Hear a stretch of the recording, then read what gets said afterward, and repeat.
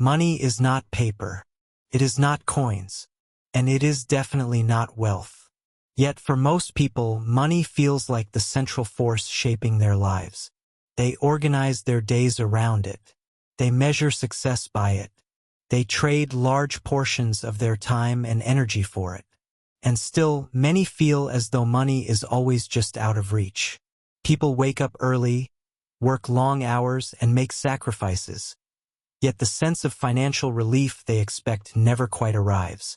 The frustration often isn't caused by a lack of effort, but by a lack of understanding. That is why it is worth slowing everything down and asking a simple but powerful question. What exactly is money? Because the moment money is understood clearly, it stops feeling like a mystery or an enemy. It becomes something that can be observed, analyzed, and managed rather than endlessly chased. To understand money properly, it helps to look far beyond modern banking apps, digital transfers, and national currencies. Long before any of those existed, humans still needed ways to exchange value. Imagine a time when money did not exist at all.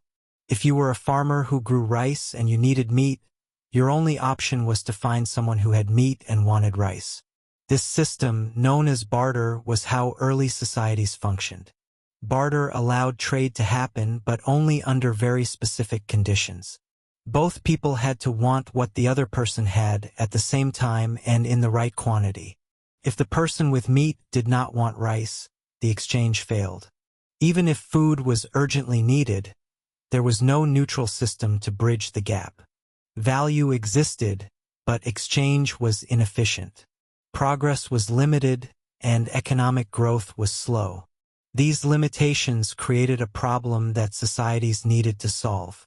Humans needed something widely accepted, something portable, something divisible, something that could represent value without being tied to a specific good. That solution eventually became money. Money was not created randomly. It emerged to solve very specific problems. First, it functioned as a medium of exchange.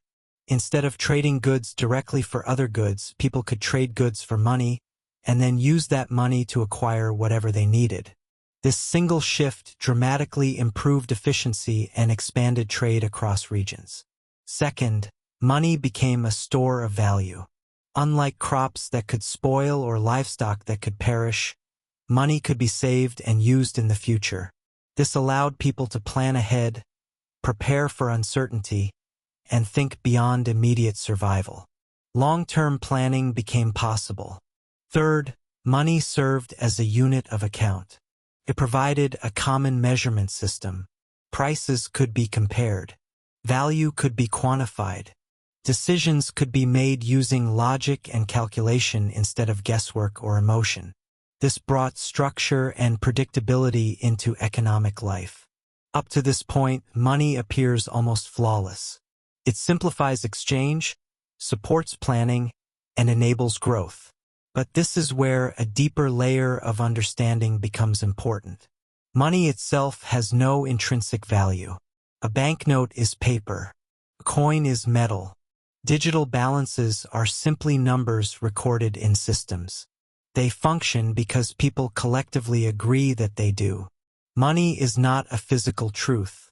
It is a social agreement, a shared belief system supported by trust, institutions, and enforcement. Because money is based on agreement, it can change. Currencies can rise in value or decline. New forms of money can emerge. Old ones can disappear. This is also why governments have the authority to create additional currency. When governments create money, they are not creating new goods or services. They are increasing the supply of currency. And when the supply of money increases faster than the supply of goods and services, each individual unit of money becomes less powerful. This process is commonly known as inflation.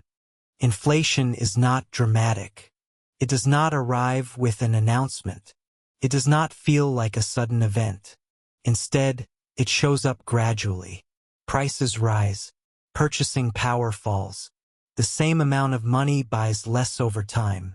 Most people can observe this in their own lives.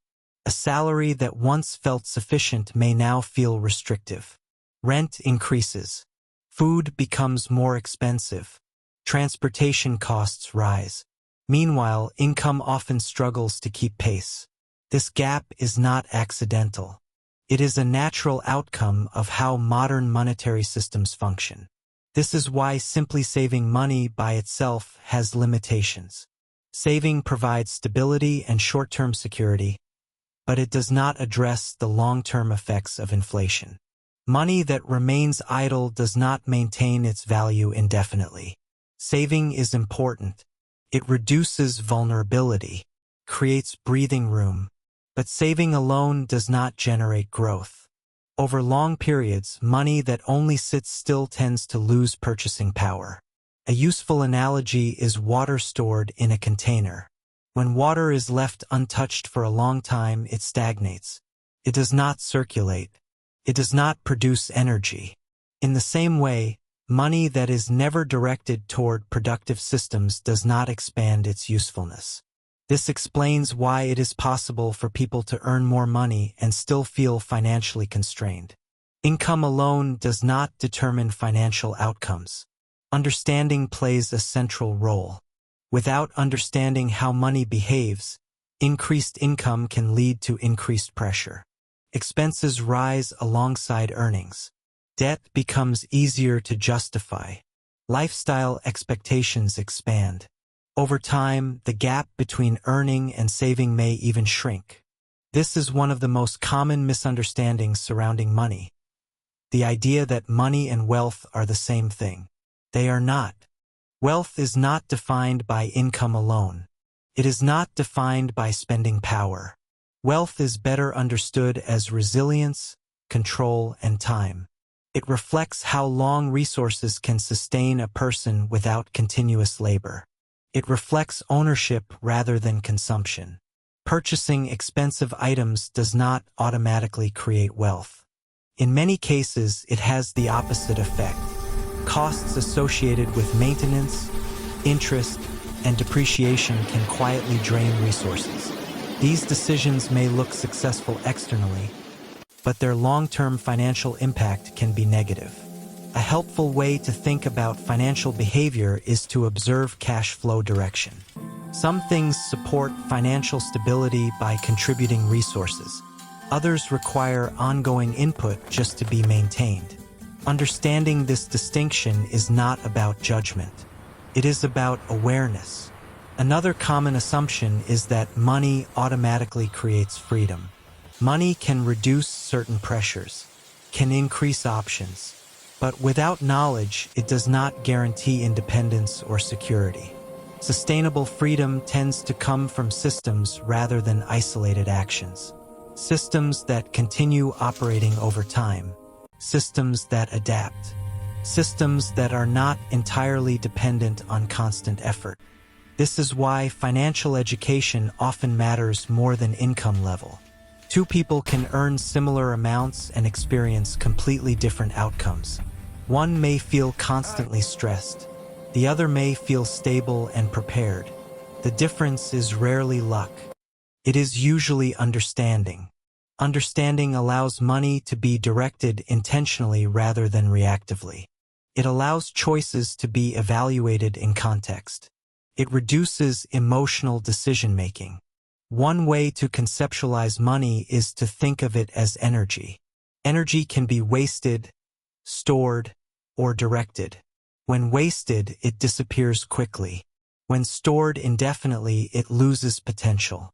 When directed thoughtfully, it creates momentum and options. Directed money supports systems. It supports resilience. It supports long-term flexibility. This is why understanding money often matters more than earning more of it. When understanding is present, even modest resources can be used efficiently. When understanding is absent, no amount ever feels sufficient. Money itself is not the destination. It is a tool. And like any tool, its impact depends entirely on how it is used. Once money is seen as a system of belief, agreement, and structure rather than simply paper or numbers, it becomes less intimidating. It becomes something that can be learned, observed, and respected. This perspective forms the foundation for everything discussed on this channel. Concepts like wealth, assets, and financial systems all build on this basic understanding. This is Money Explained. This content is provided strictly for educational purposes and does not constitute financial advice. Subscribe if you want clarity